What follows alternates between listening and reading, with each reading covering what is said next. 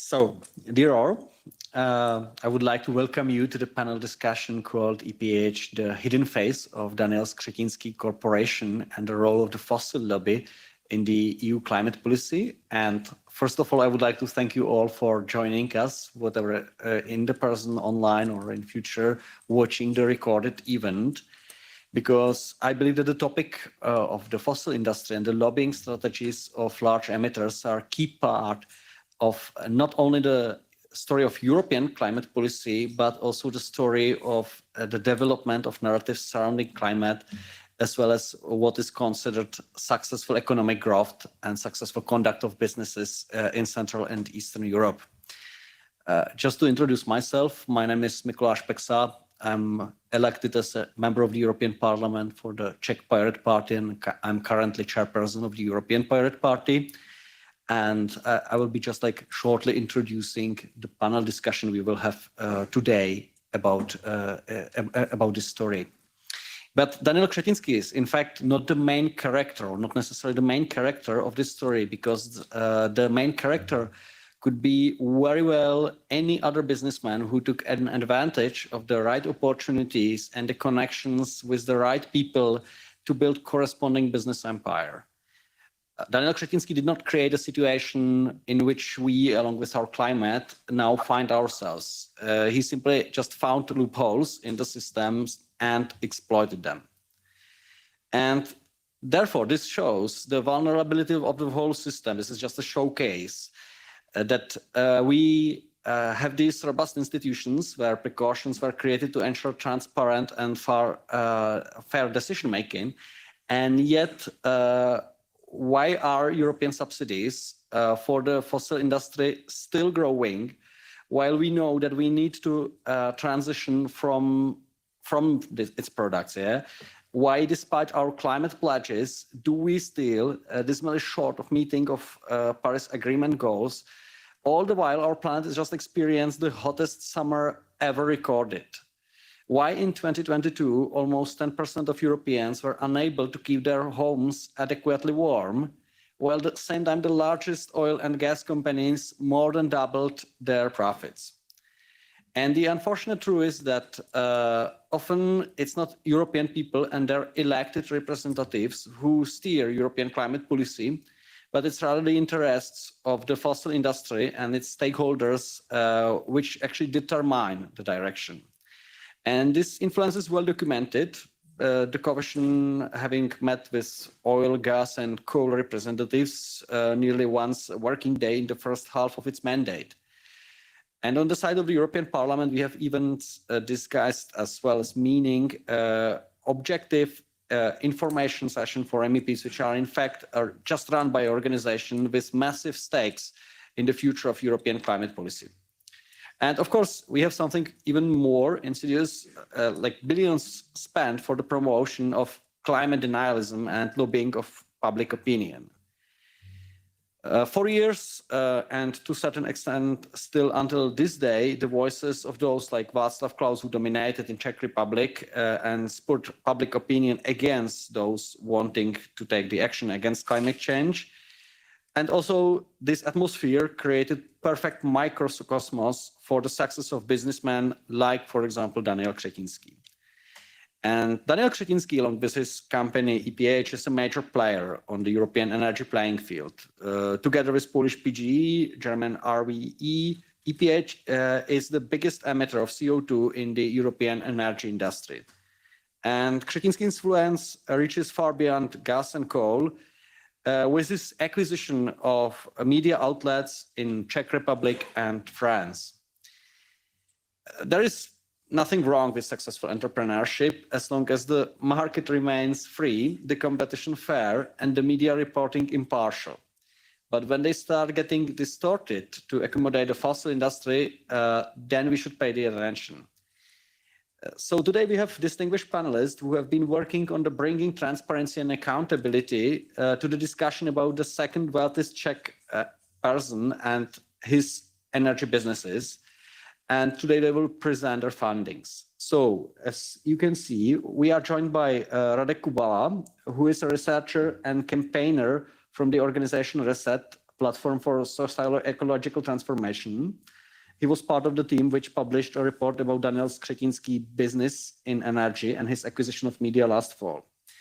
Then we have Pasquale Sabido, who is researcher and campaigner for Corporate Europe Observatory. He works in a team which monitors and reports the activity of fossil fuel lobby in the European institution. Further, there is Daniel Kretinsky, a journalist in Deník Referendum, who will be today presenting a brand new piece of investigations regarding the underreporting of CO2 emissions by EPH bookkeeping. We shall be remotely joined by Gabi Kazalová, who is also investigative reporter in Deník Referendum, and who has published several investigations on EPH, prepared in collaboration with the Slovak Investigative Center of Jan Kuciak.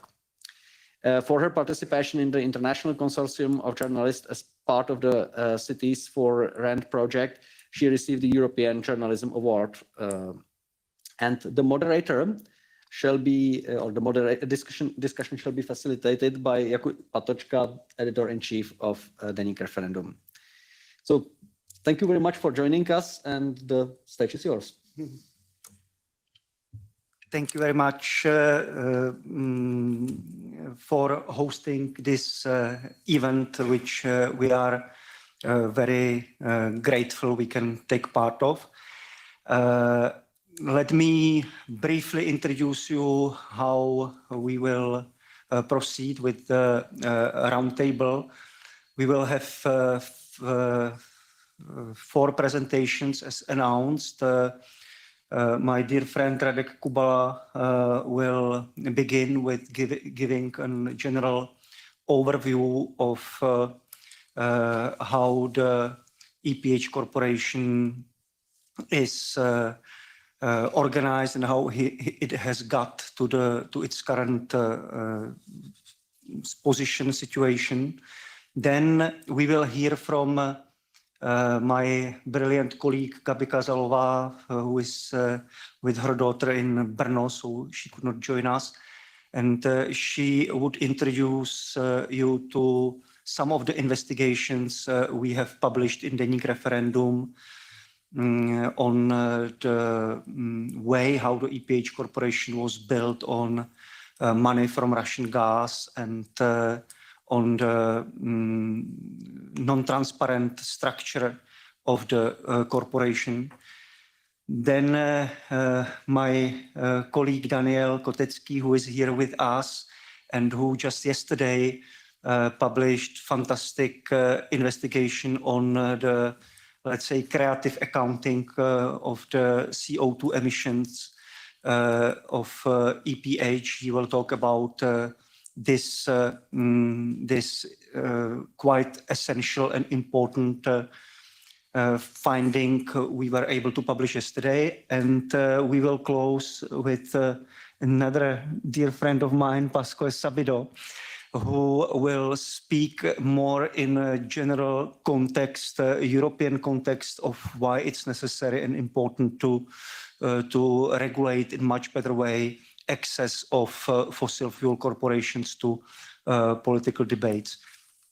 As was mentioned, my name is Jakub Patočka. I should fully disclose that I am in one way or another related to all of the 3 organizations presented here, because Reset was founded by former members of our editorial team. I don't need to speak about my colleagues in Deník Referendum, and I have to say I have the privilege to serve in the advisory board of Corporate Europe Observatory for the last 2 years, even as a chairperson of the advisory board of Corporate Europe Observatory, which is one of the finest organizations here in town. So without further ado, please, I would give floor to Radek, who will enlighten you about EPH. Floor is yours. Thanks. Hello, thank you very much for inviting us here. My name is Radek Kubala, and I'm working as a researcher in a Czech NGO called Reset. We are currently working on our team is currently working about the EPH, and as it was mentioned, we also wrote a report about the EPH. I have few reports of this with me, so you can take after the debate. But also you can find this report on our webpage. And today I will just open it with some few basic overall information about the EPH. So what is EPH? We can take first slide. Yeah, EPH is, as it was mentioned, is a really big fossil fuel corporation, and it's owned by the Czech, infamous Czech oligarch Daniel Kretinsky. Yeah, as it was mentioned, it's among the 3 biggest CO2 emitters in the EU. And Daniel will tell you more about how the EPH is dealing with their CO2 emission. So it's become really big company, and yeah, and it is, and also what is important, they are the 3rd biggest coal emitter in Europe, and only in coal the EPH has higher CO2 emissions than the whole Finland. So it's quite big, but also they're a big gas company. And they are one of the company with the biggest plans for gas expansion, around 6 gigawatts of new gas power plants they plan to add into the European grid. So yeah, basically their plans are quite big, and they are quite big in the fossil business, and they have planned to expand the fossil infrastructure. In our report, so that's the reason why we in our report assume that EPH is a threat for climate, but also for democracy. And it is the reason why we see them as also a threat for democracy is that Daniel Kretinsky is also the media mogul who owns a third of the media market in the Czech Republic. He is also buying media in France, buying the 2nd biggest publisher called Editis. He also wants to buy a Telegraph publisher in publisher house in UK. So and we know how his media works in Czech Republic. They are famous for attacks on climate policy, calling us and climate movement, calling us name like Green Taliban and other not so nice names. And yeah, so we see EPH and the business of Daniel Kretinsky also as a threat for democracy and the public debate. So we can go to another slide, and I will tell you more about some kind of business model or how EPH became so big.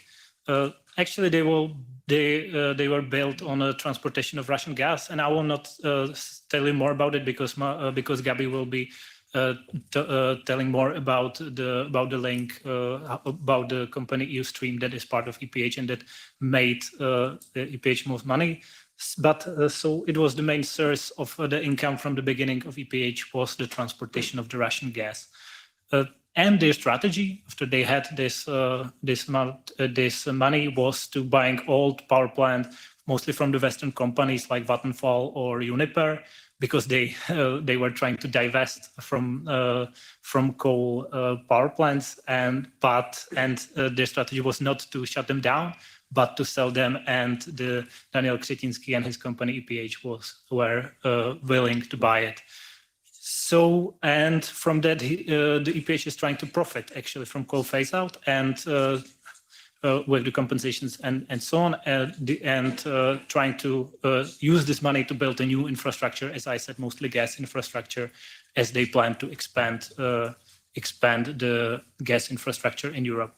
And also right now they are delaying the coal phase out in Germany because they are the last lignite company that is in lignite mining and burning of lignite in Germany that plans to burn lignite after 2030. The RWE made a deal with the German government to shut down their coal assets in Germany until 2030, but EPH is not, and the German government is not able to reach agreement with the EPH. So now they are also the delayer of coal phase out in Germany. Yeah, so we can, next slide, please. Yeah, and as I said, their business model is built on this way, buying the old coal power plants and trying to get the compensation and so on. And actually they were successful in Germany. After the coal commission decided that the Germany will phase out coal in 2038, they also promised to EPH almost 2 billion euros in compensation. By the way, European Commissions from the beginning of 2021 is investigating this compensation. And are investigating if it is not against the European law. And it's quite funny that it's taken so long and that they didn't make the decision yet. I was talking about it with my colleagues in Germany, and they are quite surprised that it took so long. And they think that if European Commission will announce the decision, that it can also bring some dynamics into the debate of coal phase out in Germany. But yeah, it's the part of the model that EPH is working. They also had some subsidies from Slovak government. And right now they are receiving the capacity payments for their gas power plants in the UK and in Italy. But even though they are well known for taking public money, they don't want to give back much of them back. Their companies are registered in tax shelters in Cyprus, in Luxembourg, and also Gabi will tell you more about it in her speech. So yeah, to sum up, maybe we can give the question, what is EPH? It's a big fossil juggernaut with what we call vulture-like strategy. They are the dealer of climate action in the whole EU. And they are also a company that is taking public money, but refusing to give some of them back into the governments. And my last slide today is, as we are in the European Parliament, that what as EU can do with such companies as EPH. In our report, we also have some solution on national and also EU level, but I can tell some of them. The first one, of course, is phase out of Russian gas, which is a process that is already happening. But as the EPH was built on Russian gas, this is something what can change the situation. Also, the ending the Energy Charter Treaty, or withdraw as European Union from Energy Charter Treaty, because there are evidence that EPH was, for example, using Energy Charter Treaty in a German debate about the coal phase out, and as a threat to German government. And most possible, it was the reason why they received the compensation in such ways. Also, politics, what we call polluters out, people in, which is something what Pascal will be talking about. But basically, the policies that will not allow fossil giants to influence the decision making in European institutions, but people, and also stop subsidizing fossil fuels in general. And what we think can be also helpful is the more support for the public ownership in energy market sphere. So this is some kind of our solutions that we are presenting, and you can look at the whole report and our webpage, and I have few of them here, but after this, I think we can open the floor for the investigative journalists, and they can tell you more about the new findings they had around the EPH. Thank you very much.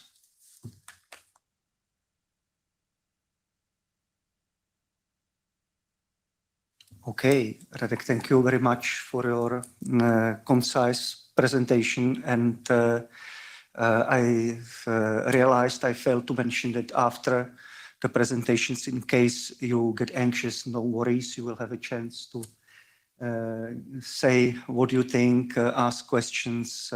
We want to have it open to debate after the presentations are finished. So now we will try to give the floor to our colleague Gabi, who will join us from our lovely hometown of Brno. Is that possible? Yes, there she is. Okay, so you see me, really nice. Good afternoon to everybody. Thank you for allowing me to join online. I'm so sorry I cannot be there in person, unfortunately, today with you. Let me share my screen at the moment. I hope it will work. Oh, I cannot. Can I maybe ask you for help? The application says I can't share content unless the host make me a presenter.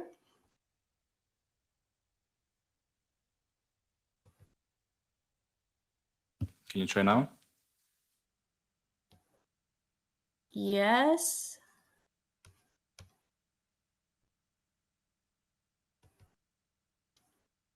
Okay.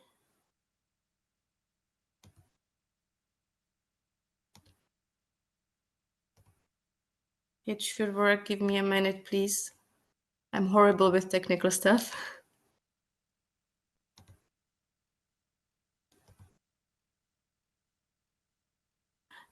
No, it doesn't. Would you mind sharing the presentation for me, please? Sure. Thank you.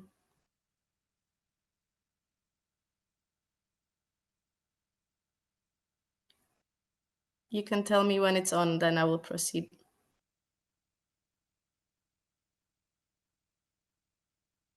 Can you try again? Because now I have to figure out how to make myself presenter again.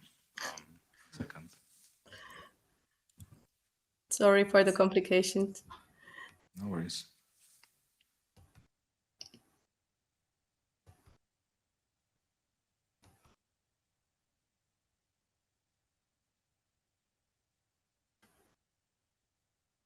I need to, we can sit in the room, but not on WebEx.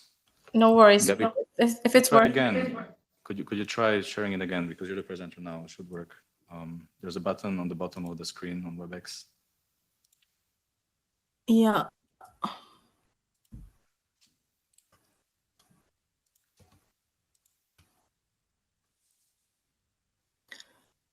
No, the only issue is that it doesn't allow to share. It allows only to share the website, not the presentation itself. That's my only issue at the moment. Okay, then let me just share it here in the room, and then we can share the presentation with the rest. We can sit in the room now. Okay, perfect. So shall I start? 1 second.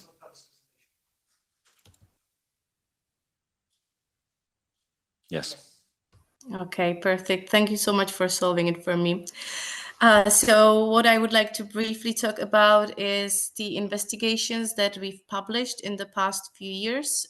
Most of them were completed in cooperation with Slovak media outlet Investigative Center of Jan Kuciak. So I'm publishing not only my work and work of Danish referendum itself, but also presenting work of my Slovak colleagues, just to know that. The latest article that we published on Daniel Kretinsky, and I won't give any long introduction to who he is because Radek Kubala did that job for me. The latest article we published, which is on the second slide, concerns the windfall tax. I think the audience in the room is probably quite familiar with the windfall tax, so I won't go to the detail. But as you all probably know, the windfall tax, in the way it was adopted by member countries, varies a lot across countries. Just to note, the Czech one is quite generous, I would say, in certain perspective, because in the Czech Republic, the excess profit of the companies, energy companies especially, but also few banks, is taxed by 60%. I would say that is kind of generous in comparison to other countries, but there is one huge difference, and that is that the Czech windfall tax is efficient only for a year 2023. And I would say there were kind of interesting circumstances of how this decision was made, because at the beginning, last year in autumn, for a moment, it seemed that the windfall tax will apply already to 2022.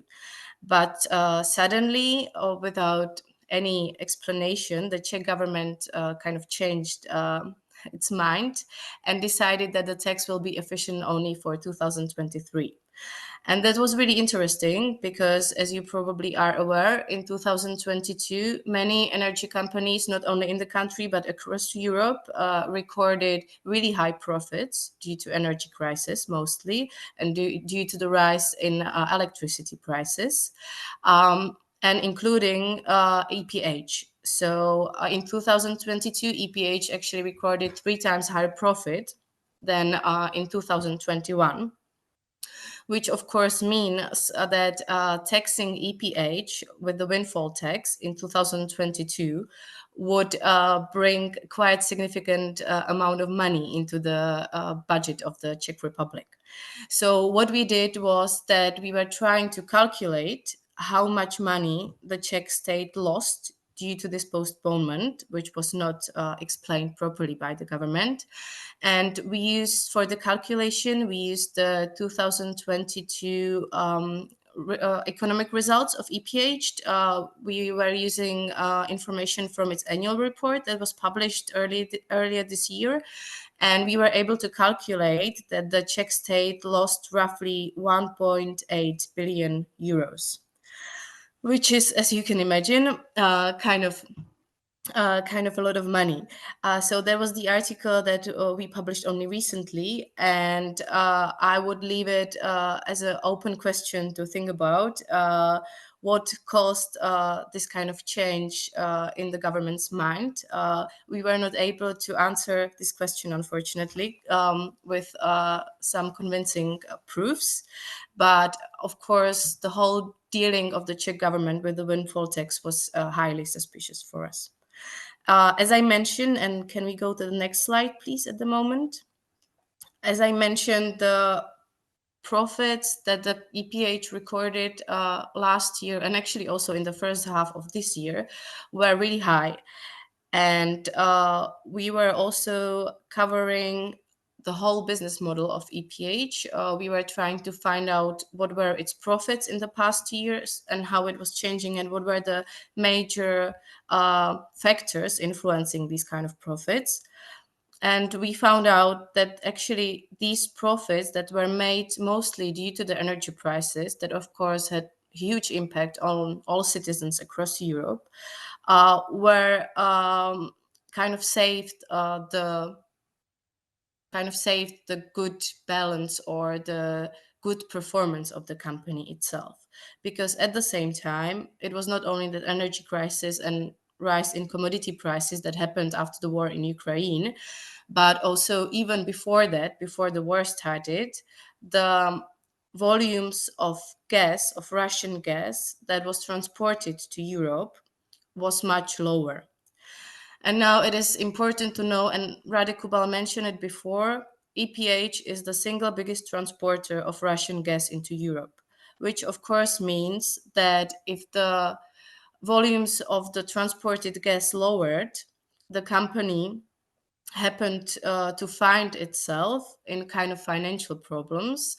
This was also picked up by several analytic companies who were lowering the rating and the good performance of the company, saying that the war in Ukraine is endangering the company a lot. For us, this Russian gas business was one of the major issues that we were covering in our investigations. And the reason for it is that since the company acquired the Slovak gas company EUStream in 2013, that was a significant moment in the history of the whole company. We can conclude that since then, the company basically started to grow immensely. It was not comparable to any acquisition that the company made before or afterwards. It was basically a game changer. So first of all, we were trying to look into how the Slovak pipelines were actually acquired, how was the acquisition financed, and also we were trying to find out about the money flows that were pouring from this business with Russian gas into other Daniel Kretinsky's business. One of our most important findings was that this acquisition would have not happened without the blessing of the former Slovak Prime Minister Fico's government, because the Slovak state still owns part of this company together with EPH, and the deal would have not been made without the blessing of the former government, which I think is quite important. We were also looking into how the acquisition itself was financed, and in the annual reports and in super complicated structure ending in Netherlands, we were able to find out that the acquisition was actually financed partly from the money that EPH kind of pulled out afterwards from the company itself. So except for bank loans, there was not much investment of EPH itself into the deal, which was also interesting. And afterwards, we also found out that the money pouring from the Slovak gas company through the complicated system of Netherlands company are basically ending up in companies in Luxembourg. And then there are also some money flows between those Luxembourg companies with other Luxembourg companies that partly belong to Daniel Kretinsky and that he is actually using for his other investments. As Radek mentioned, Daniel Kretinsky does not own only energy assets across whole Europe, but he also, since 2017, heavily invested into retail, logistics, media. So we were able to find out that actually the earnings from the transportation of Russian gas enabled him to do these kind of risky investments in the past years. While at the same time, the companies itself, the energy companies often, are heavily indebted. So that for us is the basis of the business model of Daniel Kretinsky, and we can conclude that the Russian gas money actually enabled him to build his own empire that goes far beyond energy assets. Can we go to the next slide, please? Here is the summary of the ownership structure of EPH Holding. As you can see, it is kind of generally acknowledged that the EPH Holding is owned by Daniel Kretinsky. At the same time, it is also partly owned by Patrik Káč, owner of JNT, which is a Slovak company. When we were tracing the ownership structure of EPH, we actually find out that the information in Czech business registry and in Slovak register of partners of public sector are severely incomplete. But after all, we were able to track the ownership structure all the way to companies registered in Luxembourg, and actually one company registered in Cyprus as well. As you can imagine, going through Cyprus business registry is not an easy task. And a lot of information there are, of course, missing. We found out that among the representatives of the company registered there are people who are closely cooperating with JNT and who are part of other JNT companies. But actually, it was unknown who the owners of this Cypriot company actually are. So what we did was that we confronted EPH with this finding. We asked EPH a question: who are the owners of this Cypriot company? Who are the actual shareholders? And we were told, as it was also mentioned in few annual reports, that it is top managers of EPH. We were not given precise information who those people are. But just to note, among the top managers of EPH, we can also find a former Prime Minister of the Czech Republic. We can also find their former Prime Minister of the Czechoslovakia back from 90s. So basically anyone can be among EPH top managers.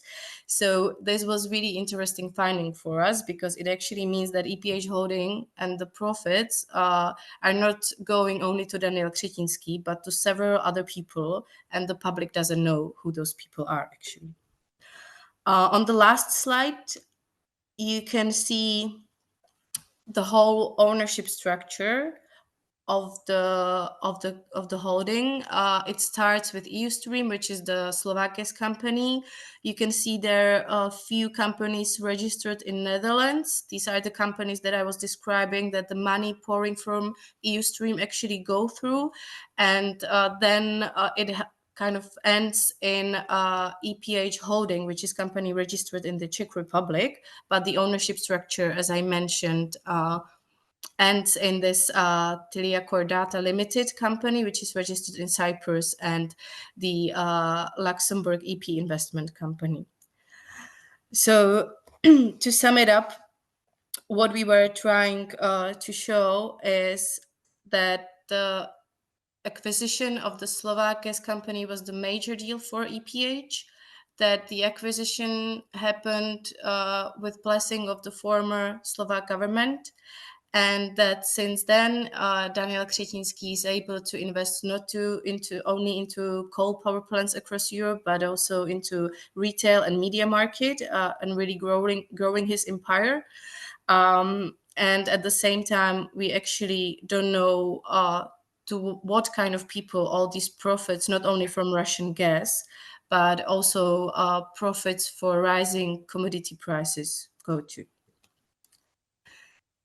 I would say that's all from me at the moment.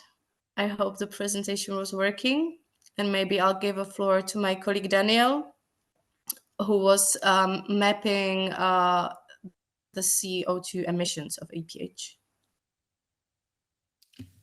Thank you, Gabi. That was fantastic. Thank you.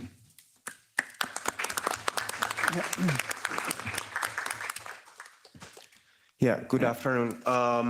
So I'm going to talk about an investigation that we just published this week. It was an investigation into EPH's carbon accounting.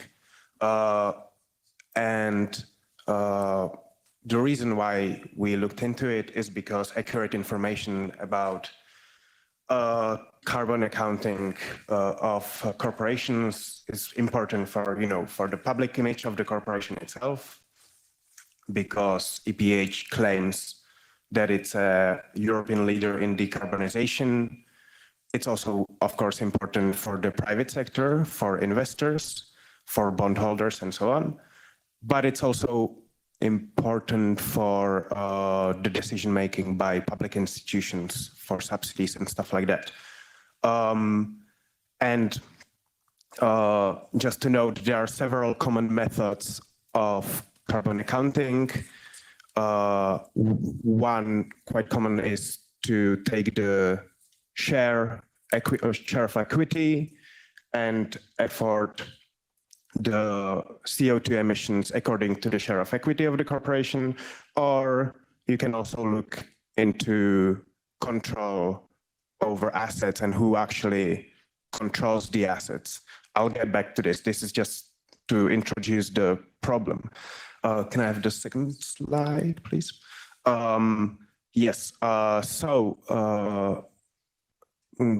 our first point is that even by the more generous and benevolent equity method or share method, EPH still is among the top 3 polluters in the EU emission trading scheme system. The 3 companies together, EPH, the German RWE, and the Polish energy giant PGE together produce about 25% of direct greenhouse gas emissions in the power and heat sector in the EU. And the main reason for this, disproportionate impact is that that they own a disproportionate amount of the most polluting power plants. In fact, 8 out of the 10 most polluting power plants in the EU belong to one of these 3 companies. And in fact, most EPH emissions come from 4 power plants in Eastern Germany, grouped under the company LEAC. These are very big power plants, but they are also very polluting. So they emit about 4 times more CO2 emissions per unit of energy produced than is the average in the European electricity production. So next slide, please. Maybe before we go to the next slide, I think it's important to mention that each of the rectangles on the visualization represents one of the one of the EU sources of heat or power. So to give you a picture. Yep. So the 4 LEAC power plants, the point is that the 4 LEAC power plants are not actually included in EPH's sustainability reports.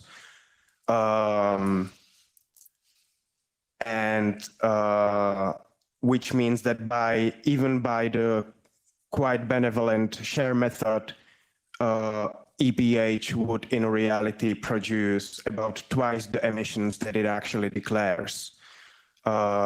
This is because of a very particular choice of carbon accounting method. I probably have to refer you to the article, or we can get into it in the Q&A, but it's complex. But the method they choose, according to experts, the method they choose may not be formally against the rules. It's not very clear because the information is not public.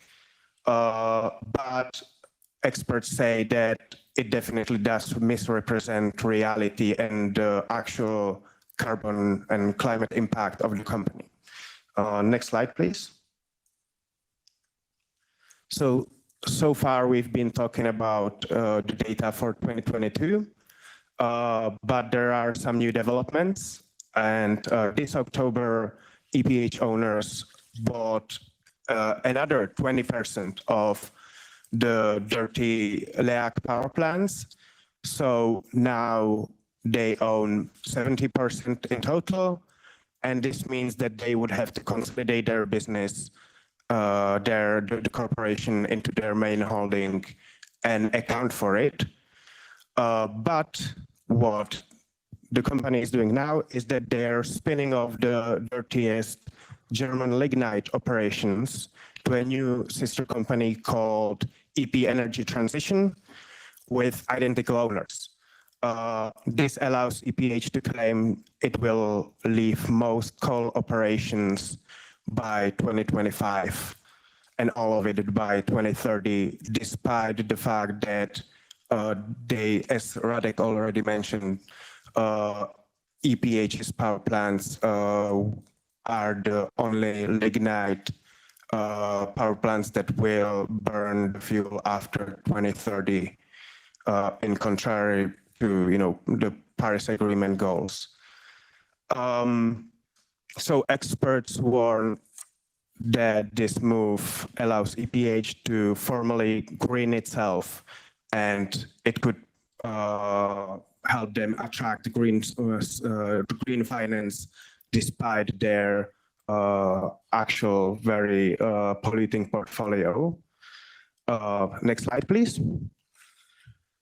As I mentioned at the beginning, EPH claims to be a European leader in decarbonization. So because this was a data article, we decided to test this claim as well. And we looked at the power plants EPH owns or owned in 2022 and compared them to EU trends. So we basically took the whole power and heat sector over the last 10 years and looked at the companies EPH owns right now and looked at how much their CO2 emissions declined over the past 10 years. And the result is that EPH is actually lagging behind the EU trend. Now, EPH didn't own most of the assets 10 years ago. So we also looked at the same trend, but we also looked at the trend in 2019, since when the asset structure hasn't changed too much. And we used 2019 as a baseline, and basically the trend is very similar. So we concluded that EPH cannot claim to be a leader in decarbonization in the EU in any way. And finally, the last slide. So let's back up to. Okay. If we back up to the comparison to the other two top polluters, we saw that EPH is the third biggest polluter in the EU ETS. But we also wanted to see what happens if we don't use the benevolent share method, but what would happen if EPH would account for all emissions of any power plants or heating plants it participates in. And this would mean that their emissions that they have to account for would be 3.5 times higher actually than declared. Also in the graph, you can see that their declared emissions are much less aligned to their actual emissions by any of the other methods in comparison to the other two most polluting companies.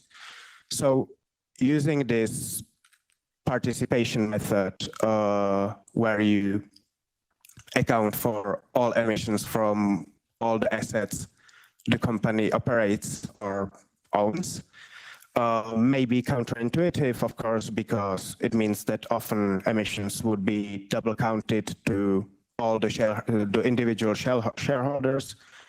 But actually, we consider this method to be quite legitimate, and we consider that it could be quite legitimate to require companies to report on full emissions as well. Because first of all, it's quite common to put responsibility on all parties who participate in harmful behavior. But crucially, if the declared goal of climate policy is to eliminate greenhouse gas producing assets and redirect the finance to cleaner technologies, this participation method would better motivate companies not to take part in any industries that are harmful to the climate. Thank you. Thank you very much, Dan, for this. Yeah, that was good. Thank you. And I'm happy and proud to say that the Czech version of the article already generated some buzz in my country, and we hope we will agree on syndication for English version this week. In case anybody is interested in reading that English version, and if you have not registered with the organizers of this event to whom it will be provided automatically, please come to us and we will make sure that you will get a copy. And now with our only non-Czech participant today who will provide us with European context, Pasque, the floor is yours. Thank you. First of all, apologies for not speaking Czech, for having this whole event in English. And hopefully I won't speak too fast, so tell me to slow down. I'm a native English speaker who can speak very fast. So yeah, I'm going to come from a slightly different perspective, but I think it's I feel everything that's been said here is really feeding in that what we've heard is that EPH is a highly polluting company and a highly influential company through its media empire, through its ability to use money gained through Russian gas. But what's clear is it uses this influence, at least what we've seen, it uses this influence to further a very narrow commercial interest, which is an interest to maximize shareholder profits, which means more fossil fuels, buying more coal mines, more gas plants, more gas pipelines. which puts us in a difficult position because that's not in the slightest aligned with keeping temperatures to 1.5 degrees. It's not aligned with the Paris Agreement that the EU has signed up to.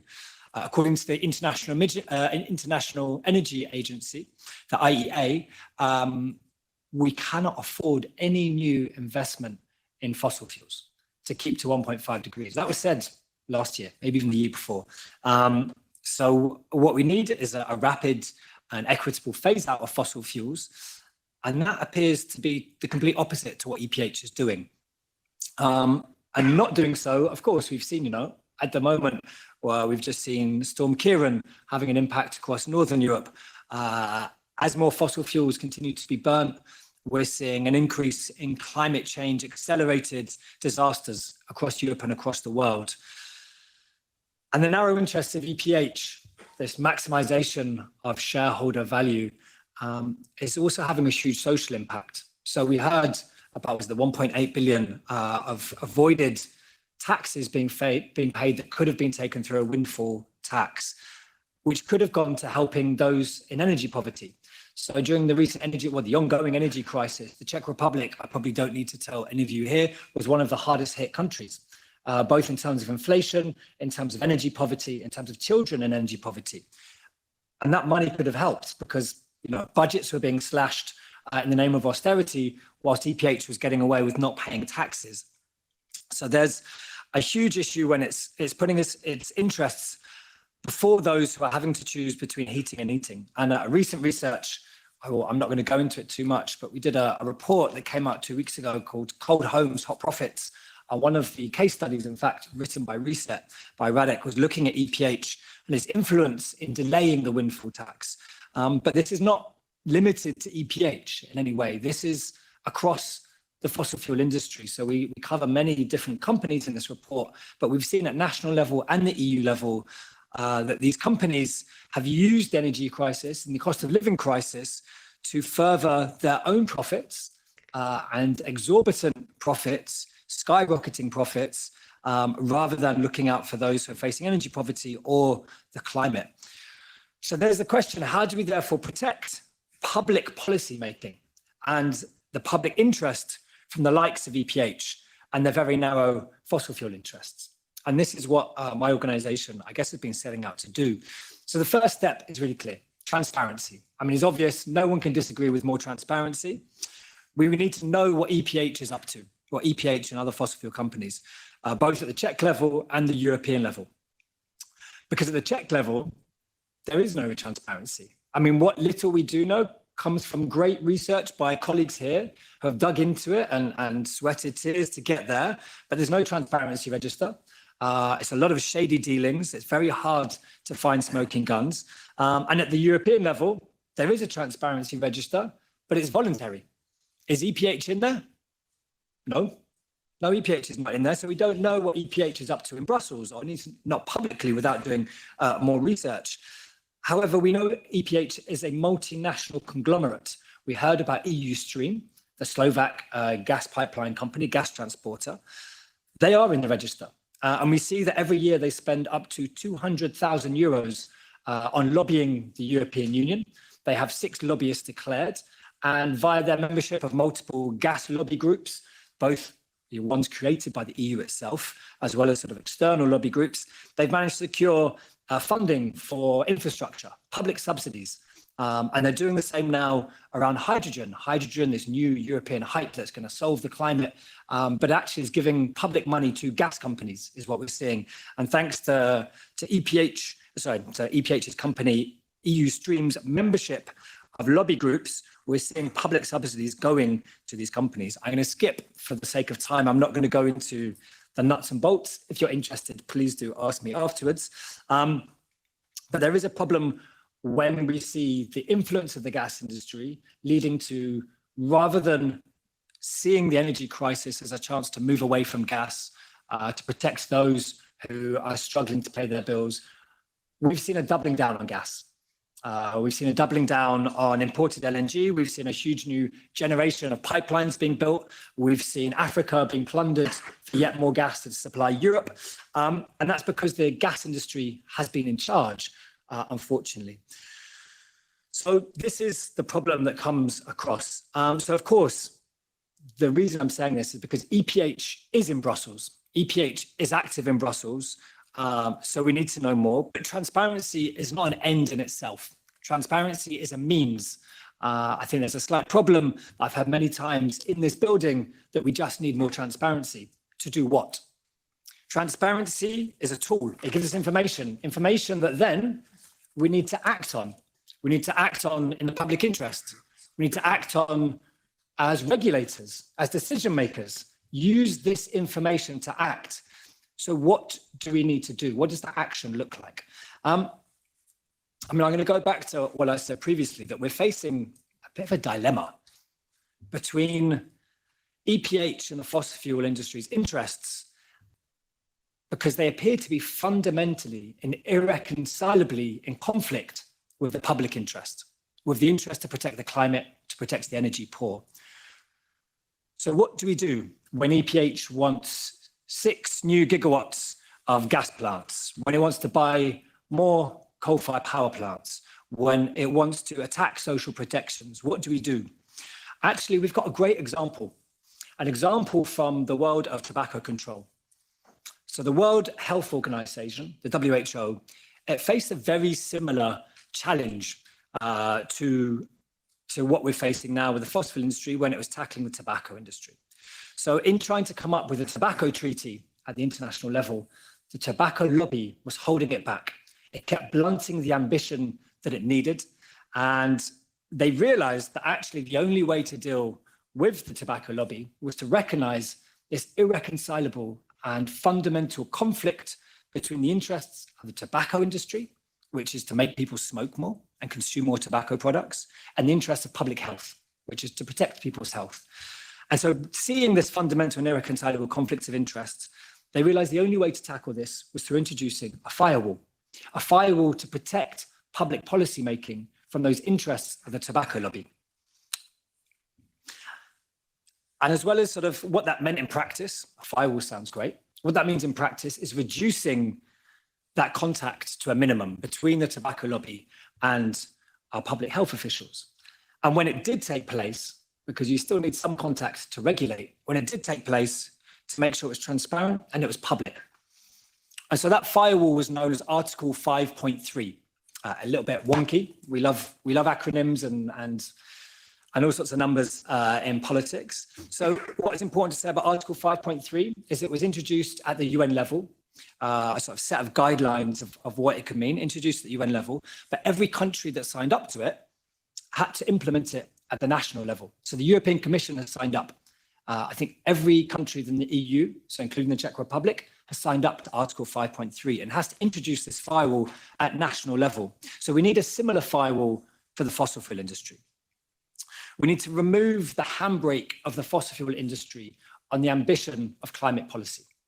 This is what's clear. We need to make sure climate policy is led by science and is led by public interest. And it's not led by the very narrow commercial interests of companies like EPH and others. Because I think what's really clear, when we see the reporting on emissions of coal plants and what Daniel referred to, EPH and others, they're not trusted partners in the energy transition. So if they're not trusted partners, we need to keep them outside. So from my own organization, CEO, we have a campaign at the UN level to try and introduce a similar firewall called Kick Big Polluters Out. In June, in fact, in the sort of intersessional negotiations, more than 130 US senators and members of the European Parliament wrote to the UN Framework Convention on Climate Change, so the Secretary General, calling on an accountability framework, calling for this firewall. And the first step was disclosure of who's attending the talks. And in June, in fact, we won that. We won this first step of disclosure of transparency, but transparency is a very small first step. And at the EU level, we're also introducing and have been fighting for a similar firewall, the Fossil Free Politics campaign. So this is our lovely little sticker. You can get some later. And we're calling to protect decision-making from the fossil fuel industry's interests, similar to tobacco. We've got 4 demands. I won't go through them now. But what we saw, I guess, in the past year and a half with the energy crisis and the response from the European and national level governments is just how far we've got to go and how problematic this close relationship between the fossil fuel industry and our governments is. It shows who was listened to, that we listen to the fossil fuel industry and we put the narrow interests of the fossil fuel industry before the climate and those facing energy poverty. And that's why earlier this year, more than 100,000 people signed a petition calling to kick them out, calling to kick out the fossil fuel industry, and why 50 cross-party MEPs have already signed up to a pledge calling for a conflict of interest policy in the EU. And this is not just ensuring that EPH and the fossil fuel are kicked out, but also ensuring that the voices we need to be hearing are brought in. So we've heard from researchers and campaigners here, there's many groups who do have solutions. Trade unions, energy poverty groups, anti-poverty groups, they have the solutions to the energy crisis, to the fuel poverty crisis, but they're not being listened to. So as well as ensuring we remove the interests of the fossil fuel industry, we need to bring in those voices from the people, and hence our campaign, which this was about, which is people over polluters, and it's polluters out, people in. Because tackling climate change ultimately means addressing the energy crisis and the cost of living crisis. You can't do one without the other. And we can't do it with the fossil fuel industry and EPH at the table setting the direction. So we need fossil-free politics, and doing so means not just kicking them out, but bringing in the voices of people over polluters. Thank you.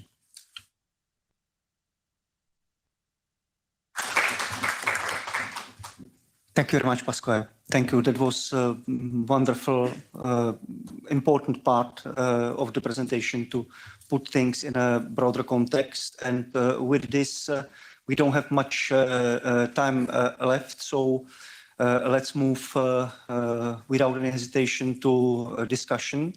I would just ask you if you can identify yourself by your name and maybe affinity, the organization you are connected to, so that we have a transparent debate here. Okay? So please, any questions? Yes, please. Hi, it's Tom Lewis with CAN Europe. I focus mainly on coal-related topics. In maybe the topic of transparency, but also I believe one of you mentioned about the Commission's investigation into LIAG. This is the investigation specifically around the state aid that was given to this German company in order to phase out its coal mines. This investigation by the Commission has been extended and is now in depth. The question is really about how much money was given and was it too much? Is the company still aligned with its actual phase out agreement with the government? And I think the question I have is really what can be done at the EU level to pressure the Commission to release this information? We don't have this information. Is there something we can do with the European Parliament? I'd maybe direct this a bit at Mikuláš here somewhat. But yeah, is there something we can do to get this information from the Commission? Very good. I would suggest that we will get more questions in once, and then we will go one after another. I'll make sure not to forget anything. Please, do we have some more questions? Yes, please, go ahead. Paul Deagle, I work for MEP Marketa Gregorova, also from the Pirates. I was wondering, because you mentioned Luxembourg and Cyprus and the Netherlands, how big is the tax haven issue intertwined with this? So does it need to be solved in order to have clarity on the fossil fuels? And okay, and maybe one more before we go to... Maybe I will use the opportunity because, Daniel, you have actually talked quite a lot about this mismatch in carbon accounting, but we live in the continent that actually applies emission trading system, which means denying the carbon emissions is actually in a way form of like tax evasion.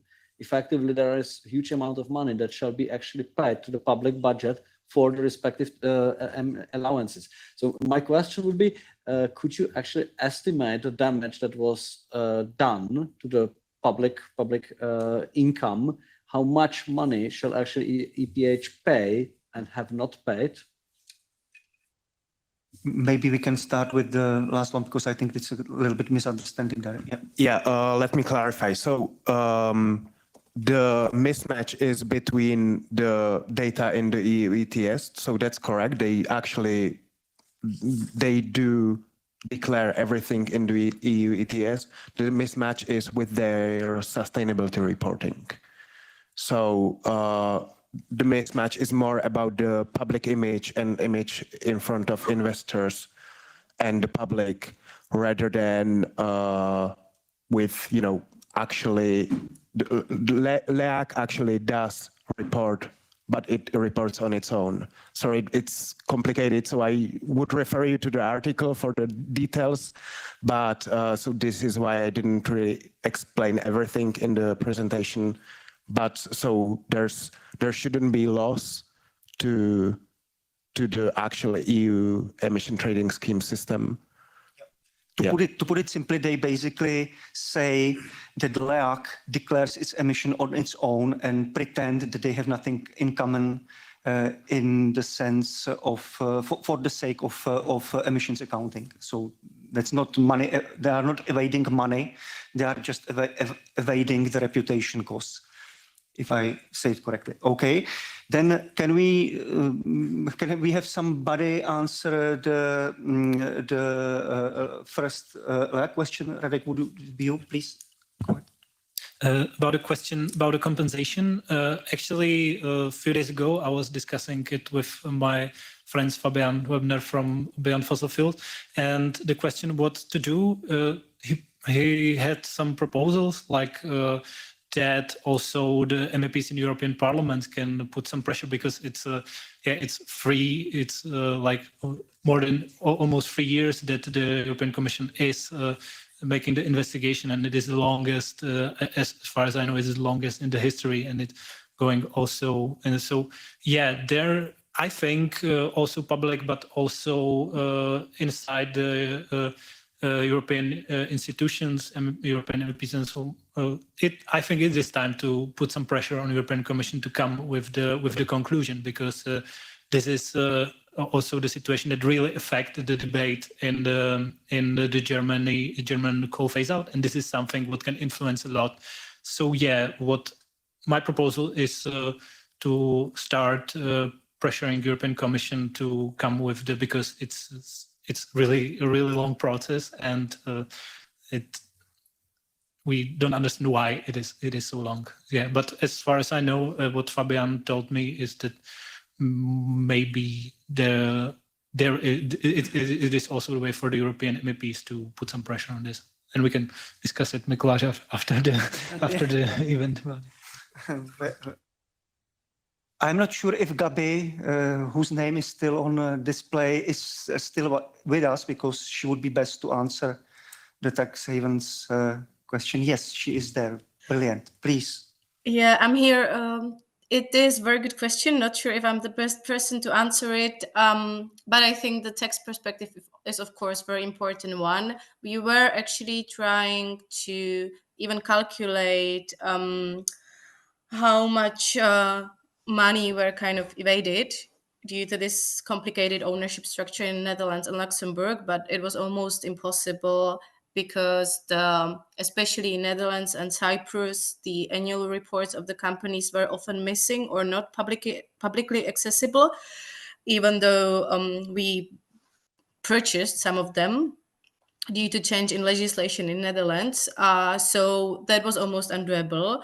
But of course, I would say when you have 3 intermediary companies registered in Netherlands, and there you can see that there are a lot of money flows in between those companies, either money being transferred through bank loans or calculated as dividends, then of course the tax issue is a big one. But for me, the main topic about it was really about transparency. So in the meantime, after the investigation was published, there was also this, I think, court ruling on ultimate beneficial owners registry in Luxembourg, which is not accessible anymore.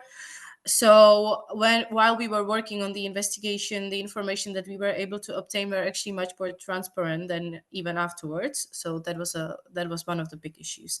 But to answer that question on taxes completely, I'm unfortunately not able to, because we were not able to access the information that we would need to have some proofs or calculate precisely how much money was lost due to this tax evasion. Yes, Thank you. Maybe if I can make a short note on this general note, because people tend to be quite technical when talking about tax havens. And I think there is no that much need to be that technical, because this example shows us if there is a substantial suspicion that there could be former politicians who helped the corporation acquire the fortunes on the expense of public. It's obviously shows quite clearly, it cannot be clearer, I think, that the regulation is failing the public interest, and it needs to be changed. And I mean, I hear talks about regulating tax havens since I remember I was adult, and nothing is happening about it, which of course is one of the problems one of the reasons why we have crisis of democracy, I would say. So thank you very much, Gabi, for this, and let's move on to collect more questions, please. If maybe also some of the participants, remote participants at the event want to ask, or please don't hesitate.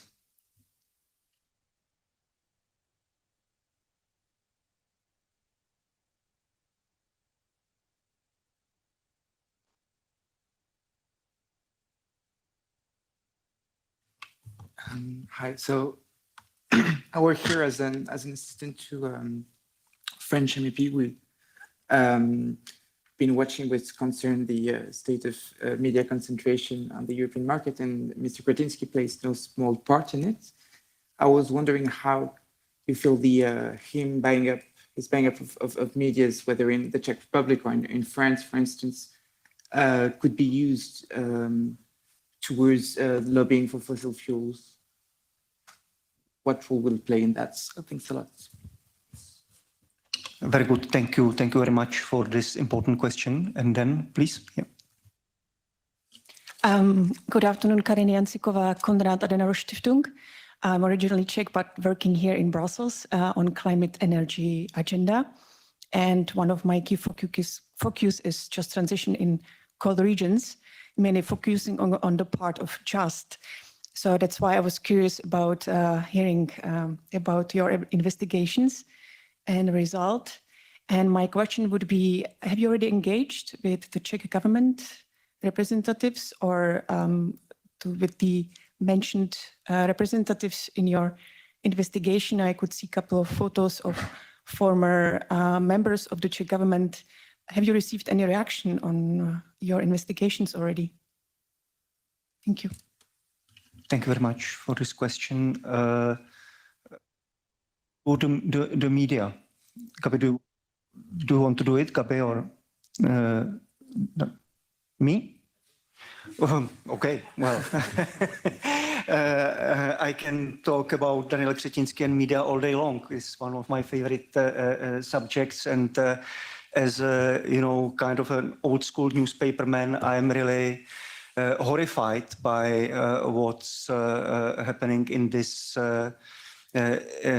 aspect. And one thing, and I would love to use this opportunity speaking on European floor, people very rarely realize is that Daniel Kretinsky owning media in France or in the UK is one thing, and one completely other thing is Daniel Kretinsky owning media in the Czech Republic, because he's doing with the media in the Czech Republic things that could not be conceivable in France or any, for that matter, any West European country. So when we read in Czech interviews with Daniel Kretinsky, or not in Czech, in English, interviews with Daniel Kretinsky, he gives to some high-profile outlets when he portrays himself as a champion of liberal values and champion of the free press. It's just unbelievable to read, given our experience in the Czech Republic. And I'll give you two examples. One is a very fresh one, when there is a minister of industry who prevented Daniel Kretinsky from buying a critical infrastructure, gas infrastructure, which was in national interest and public interest, to keep it under national control. And Daniel Kretinsky was trying to buy those, and the state didn't allow him to get them. So Daniel Kretinsky, what did he do? He used his tabloid daily newspaper Blesk, which means the lightning in English, to attack in a very nasty ways this minister of industry who prevented him in acquiring this infrastructure. And the Czech Committee of International Press Institute even issued a statement that expressed concerns about Daniel Kretinsky using media in such a way. And the second example is even more shocking, and people in the Western countries usually don't understand what I'm trying to say and require me to repeat it a couple of times before they get what has actually happened. One of the Daniel Kretinsky weeklies called Reflex, which is kind of a weekly of the style of Der Spiegel, but nothing comparable in terms of content, just format and the kind of content the subjects it covers. It's general society dealing with general social issues, and they published on the front page of this Reflex weekly black-faced Hitler to delegitimize the Black Lives Matter movement. No, during the Black Lives Matter movement, they said that the Black Lives Matter people campaigning for minority rights, that they are basically criminals who want to portray themselves better than they are. And to make the case, they had this insane idea to put a blackface Hitler on the front page of the weekly. And when Daniel Kretinsky was confronted with this absolutely outrageous move of his news organization, he said that he's not interfering with his publishers, with the content of his publications, which, as we just seen from the first example, is not true. And I can give you, I would be here for 1 hour giving you all the examples when he used his media to serve his political interest, power interest in the Czech Republic. So yes, if your MEP is concerned about Daniel Kretinsky owning media in Europe, it's rightly, completely justified, and really European public should know much, much more about what Daniel Kretinsky is really doing with the media outlets he owns. The second question, yes, please, to this one, and then we will get back to the... Yeah, I maybe personally feel the need to actually explain a little bit of my motivations for organizing this event. I'm a member of Pirate Party, as you may say already in the name. I'm not a member of a Green Party. I just casually entered the Greens IFA group here within the European Parliament, and I'm responsible here for industrial policies for the Pirate Party, mainly focused on digitization and stuff like that. Over the years, being here and just executing my political work, I have been subject of numerous denunciation attacks in Kretinsky's media regarding me being involved and initiating the so-called Green Deal, just because I acknowledge the simple fact that there is a climate change, shall be tackled, and shall be tackled by means of market tools. I'm not communist, as those media are often claiming. I'm just a person humbly asking for using the market tools we have in a proper way. I'm just humbly asking for having free market without subsidies of burning coal or burning gas. And I could show you my media monitoring, like finding out my name in the media. It appears, I wouldn't say not on daily basis, but I can say on weekly basis that I'm just attacked by the constantly the same group of people who are working for this media and who are constantly writing the same narrative. If you are familiar with the Czech political landscape, you might know that similar problem as I have has Luděk Niedermayer, who is a member of EPP and also had been a little bit more outspoken on the climate issues as I am, but this is absolutely incomparable to what our colleagues in the other countries are facing. And I really strongly feel the need to say, yeah, there is one of the three biggest emission emitters in Europe. It's unfortunately within my country, and it's very aggressively through the media trying to destroy any politician who would be speaking against the influence of fossil fuels on our climate. And that's a problem. Thank you very much for this, Mikuláš. And now we have the other question regarding the response we have got to our revelations. Maybe Radek, you can start answering. Thank you.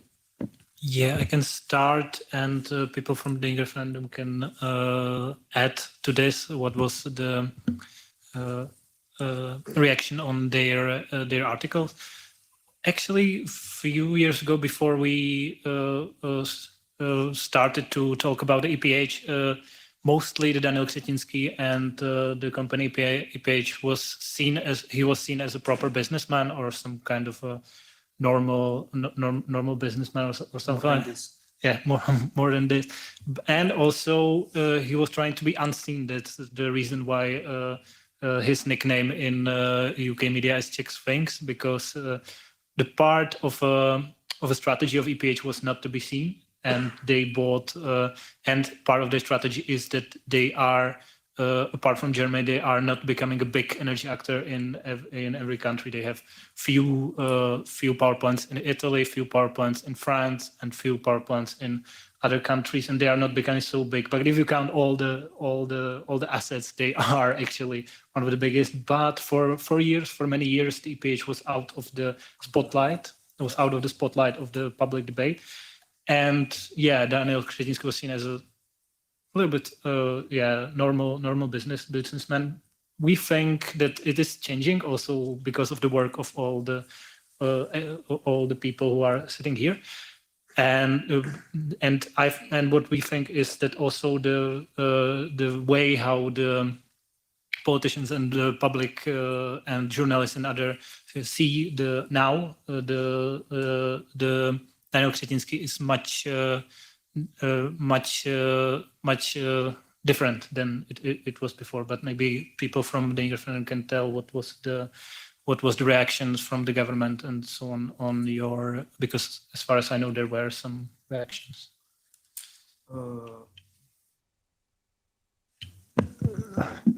Dane, Kabi?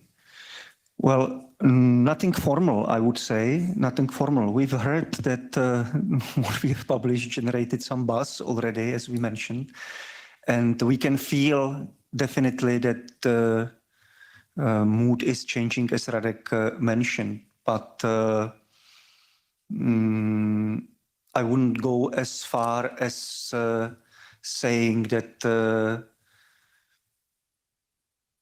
there are debates on some kind of regulation or policy moves that would be somehow harming the interest of the corporation. So far, I am afraid we cannot manifest such an outcome of what we are doing. And of course, we are to have this ambition. We are journalists. We are just saying what we see is wrong, and it's not up to us to right the wrong. It's up to other actors in the society. maybe if I can add to that. Please, Gabi, go.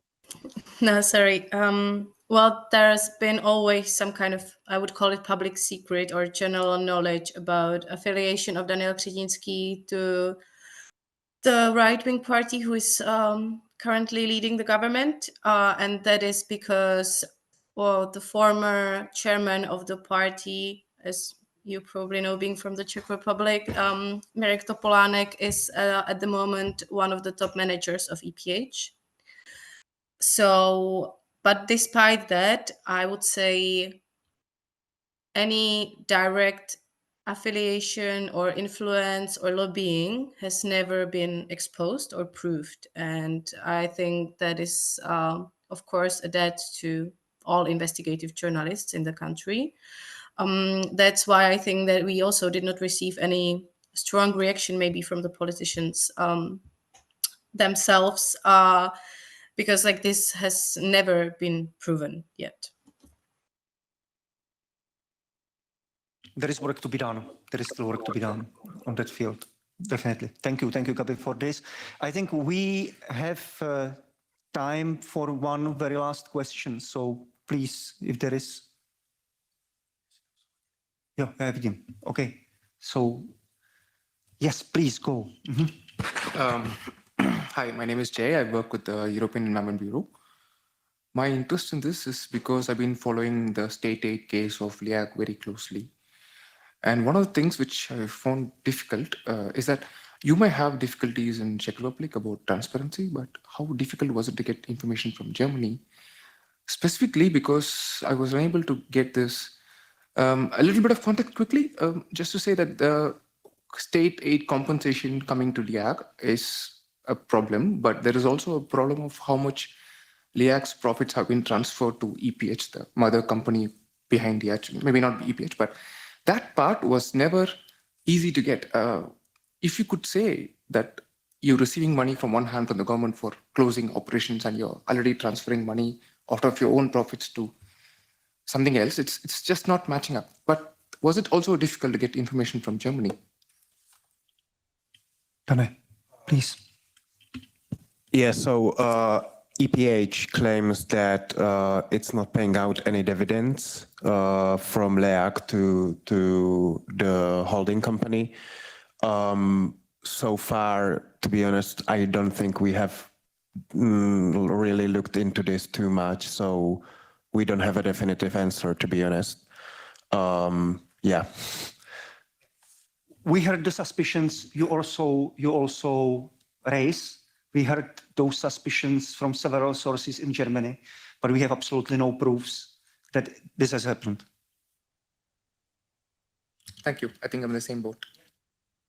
Okay, so maybe if I can ask Mikuláš for some closing remarks and we will be done. Yeah. Yes. First of all, I would like to thank you all for participating and providing the information. I have to admit it was very useful for me to actually learn, because also I have personally clarified for myself a lot of things. But I guess it was very important for everybody participating, because this is an important insight into the way how the politics works. And I can only hope that this will be even more discussed and stressed in the further discussions, because we often see, at least in the Czech public discussion, but I think it is spreading to other countries. We often see weird proposals like having capacity subsidies for coal power plants, and to be further expanded and increased in on European level, and lifting the barriers for that are limiting the state subsidy for the fossil fuel industry.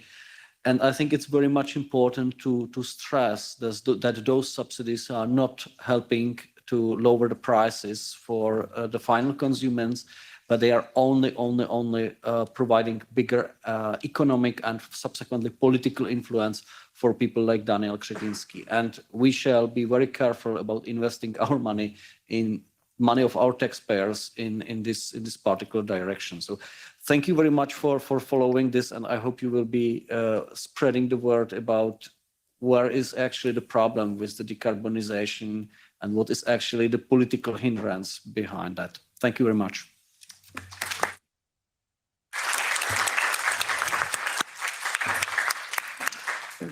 Just let me say that we are very grateful to you for hosting this, and thank you everybody for coming. Please, if you have any further questions, don't hesitate to get in touch, to share contacts. We will be surely happy to give you further information on our investigations. And thank you, of course, Gabi tu Brno, Daniel, Pascoe, Radek. Thank you for your great job. Thanks.